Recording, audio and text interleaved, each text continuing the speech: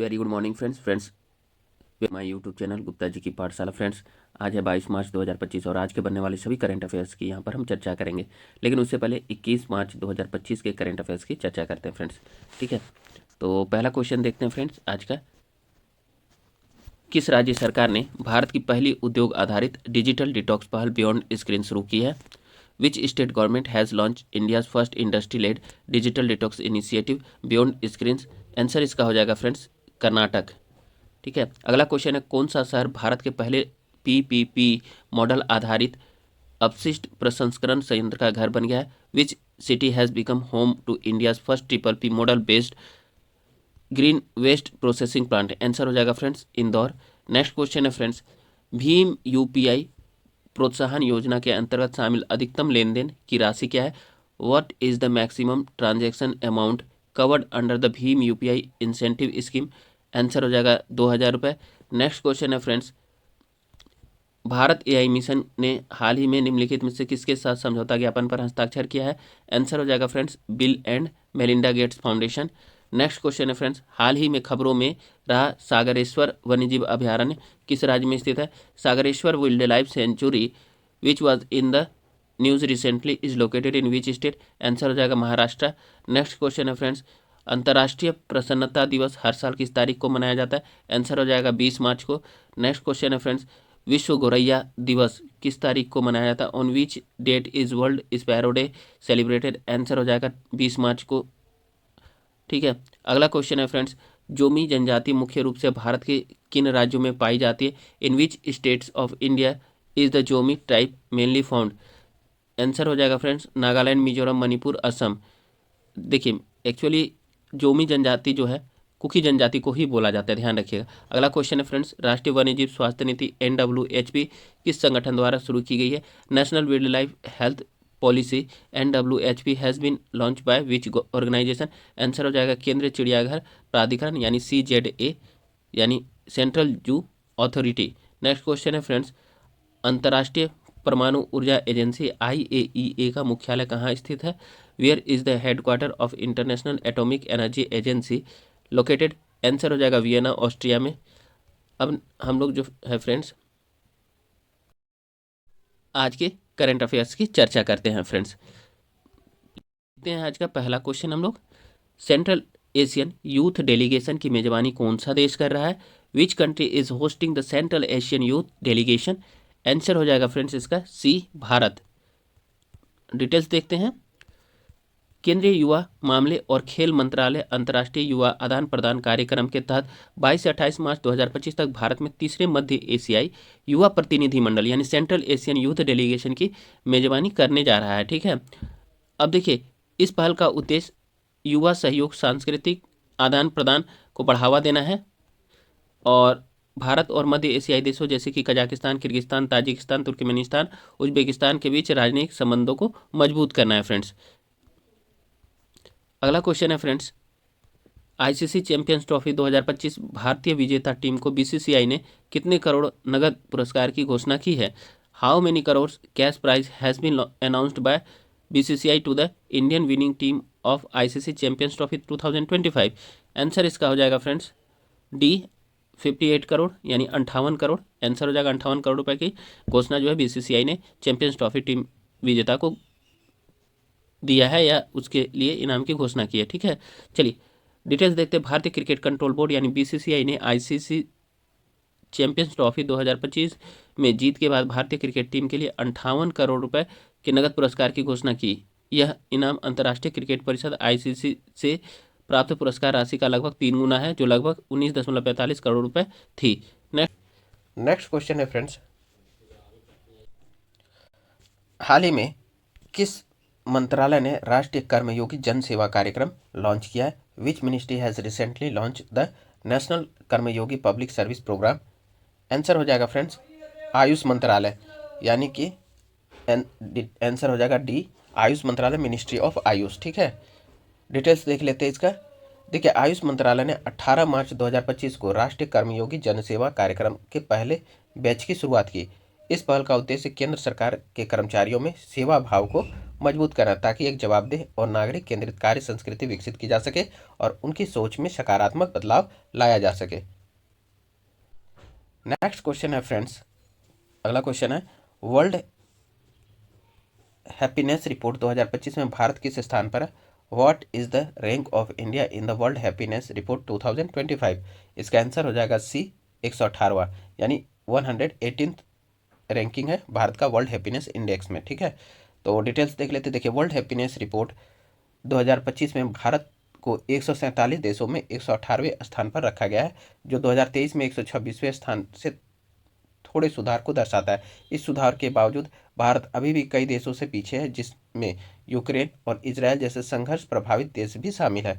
वहीं फिनलैंड ने लगातार 8वें साल दुनिया में सबसे खुशहाल देश के रूप में अपना स्थान बरकरार रखा है। ठीक है, यानी कि फिनलैंड अभी भी पहले स्थान पर है। ठीक है, चलिए अगला क्वेश्चन है, अंतर्राष्ट्रीय वन दिवस हर साल किस तारीख को मनाया जाता है? International day of forest is observe every year on which date?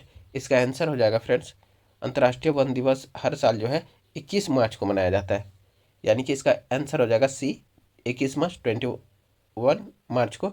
ठीक है, डिटेल्स देख लेते हैं इसका। देखिए, हर वर्ष 21 मार्च को मनाया जाने वाला अंतर्राष्ट्रीय वन दिवस वनों के संरक्षण और हमारे पारिस्थितिकी तंत्र में उनकी अहम भूमिका को रेखांकित करता है। इस वर्ष का थीम है फ्रेंड्स, वन और भोजन। इट मीन्स इंग्लिश में फॉरेस्ट एंड फूड, जो वनों के साथ साथ खाद्य सुरक्षा और जैव विविधता के आपसी संबंधों को उजागर कर। नेक्स्ट 6 नंबर क्वेश्चन है फ्रेंड्स, केंद्र सरकार ने खराब क्वालिटी के सस्ते स्टील आयात को रोकने के लिए कितना फीसदी टैरिफ का प्रस्ताव रखा है? What percentage of tariff has been proposed by the central government to stop the imports of cheap steel of poor quality? इसका आंसर हो जाएगा बी, 12%, यानी 12%।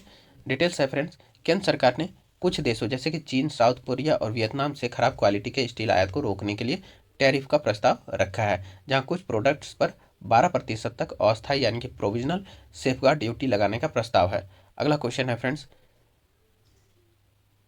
वैश्विक कंफर्ट टेक्नोलॉजी कंपनी स्केचर्स ने अपना ब्रांड एम्बेसडर किस क्रिकेटर को चुना है? Which cricketer has been chosen as the brand ambassador of global comfort technology company Skechers?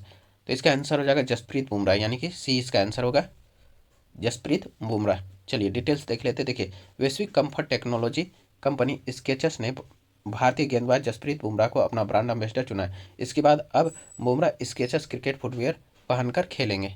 अगला क्वेश्चन है फ्रेंड्स, सेबी ने एसएसई में न्यूनतम निवेश सीमा घटाकर कितनी कर दी है? SEBI has reduce the minimum investment limit in SSC to how much? तो इसका आंसर हो जाएगा सी, 1000 रुपये, यानी 1000 रुपीज़। डिटेल्स देख लेते हैं। भारतीय प्रतिभूति और विनिमय बोर्ड यानी सेबी ने एक बड़ा ऐलान किया है। दरअसल सोशल स्टॉक एक्सचेंज पर सूचीबद्ध जीरो कूपन, जीरो प्रिंसिपल यानी ZCZP इंस्ट्रूमेंट में न्यूनतम निवेश राशि को 1000 रुपये कर दिया है। पहले यह राशि 10,000 रुपये थी। नेक्स्ट क्वेश्चन देखते हैं फ्रेंड्स, दूरसंचार और सूचना प्रौद्योगिकी यानी आईटी में नवाचार को बढ़ावा देने के लिए किस संस्थान ने समर्थ इनक्यूबेशन प्रोग्राम शुरू किया है? तो which institute has launch Samarth और incubation programme to promote innovation in telecommunication and information technology? तो इसका आंसर हो जाएगा फ्रेंड्स बी नंबर होगा इसका answer, centre for development of telematics या सी डॉट, यानी centre for development of telematics, या फिर इसको शॉर्ट में कर सकते हैं सी डॉट ने। ठीक, अब डिटेल्स देख लेते हैं। देखिए, centre for development of telematics ने दूरसंचार और सूचना प्रौद्योगिकी आईटी में नवाचार को बढ़ावा देने के लिए समर्थ इंक्यूबेशन प्रोग्राम शुरू किया है। यह टेलीकॉम, सॉफ्टवेयर, साइबर सुरक्षा, 5G, 6G, AI, IoT और क्वांटम टेक्नोलॉजी में काम करने वाले स्टार्टअप को सहायता प्रदान करता है। यह कार्यक्रम 5 लाख रुपए तक का ऋण, सी डॉट में 6 महीने का ऑफिस स्पेस, लैब एक्सेस और विशेषज्ञ मार्गदर्शन प्रदान करता है। इलेक्ट्रॉनिक और सूचना प्रौद्योगिकी मंत्रालय मेती ने इसके तहत जो है software technology park of India यानी STPI उच्च प्रभाव वाले स्टार्टअप को बढ़ावा देने के लिए कार्यान्वयन भागीदार है। ठीक है, यह कार्यक्रम 18 स्टार्टअप के 2 समूहों के साथ हाइब्रिड मोड में चलता है फ्रेंड्स। चलिए अगला क्वेश्चन है, हाल ही में समाचारों में उल्लिखित ध्वनि हथियारों का प्राथमिक कार्य क्या है? What is the primary function of sonic weapons recently mention in the news? तो इसका आंसर हो जाएगा फ्रेंड्स ए नंबर। ठीक है, लंबी दूरी तक तेज दर्दनाक आवाज़ें पहुंचना। देखिए, transmitting loud painful sound over long distance. Details है इसका फ्रेंड। देखिए, आखिर ये चर्चा में क्यों आया? देखिए, सर्बियाई सरकार पर बेलग्रेड में प्रदर्शनकारियों को तितर बितर करने के लिए प्रतिबंधित ध्वनिक हथियार का इस्तेमाल करने का आरोप है।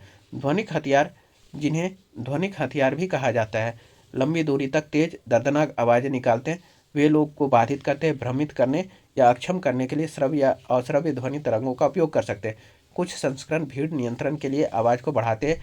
इसे पहली बार सैन्य उपयोग के लिए विकसित किया गया था। अमेरिका ने 2004 में इराक में इनका इस्तेमाल किया था। वे ट्रांसड्यूसर के साथ काम करते हैं जो ऊर्जा को ध्वनि तरंगों में परिवर्तित करते हैं। अब अत्यधिक केंद्रित ध्वनि किरणें असुविधा, दर्द और भटकाव पैदा कर सकती है। अधिकारी लक्षित प्रभाव के लिए आवृत्ति, मात्रा और अवधि को नियंत्रित करते हैं। अगला क्वेश्चन है फ्रेंड्स, व्यापार उपचार महानिदेशालय यानी DGTR किस मंत्रालय के अधीन कार्य करता है? The directorate general of trade remedies DGTR function under which ministry? इसका आंसर हो जाएगा फ्रेंड्स ए नंबर, वाणिज्य और उद्योग मंत्रालय यानी कि ministry of commerce and industry.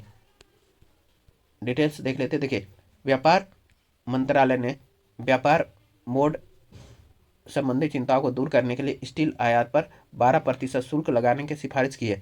व्यापार उपाय महानिदेशालय यानी DGTR की स्थापना 17 मई 2018 को एंटी डंपिंग और संबंध शुल्क महानिदेशालय की जगह की गई थी। यह वाणिज्य विभाग, वाणिज्य और उद्योग मंत्रालय के अधीन काम करता है। DGTR डंपिंग, सब्सिडी और आयात में उछाल की जांच करके निष्पक्ष व्यापार सुनिश्चित करता है। यह एंटी डंपिंग और एंटी सब्सिडी यानी काउंटर वेलिंग ड्यूटी CWD जांच करता है। यह सुरक्षा उपायों की जांच करता है, मुकदमेबाजी का प्रबंधन करता है, व्यापार के मुद्दे पर WTO के साथ जुड़ता है। DGTR व्यापार उपायों के बारे में जागरूकता बढ़ाने के लिए आउटरीच कार्यक्रम भी चलाता है फ्रेंड्स। अगला क्वेश्चन है फ्रेंड्स, किस मंत्रालय ने अधिक जवाबदेह और नागरिक केंद्रित कार्यबल बनाने के लिए राष्ट्रीय कर्मयोगी जन सेवा कार्यक्रम शुरू किया? Which ministry has launch the national Karmayogi public service programme to create a more accountable and citizen centric workforce? इसका आंसर हो जाएगा बी, आयुष मंत्रालय यानी मिनिस्ट्री ऑफ आयुष।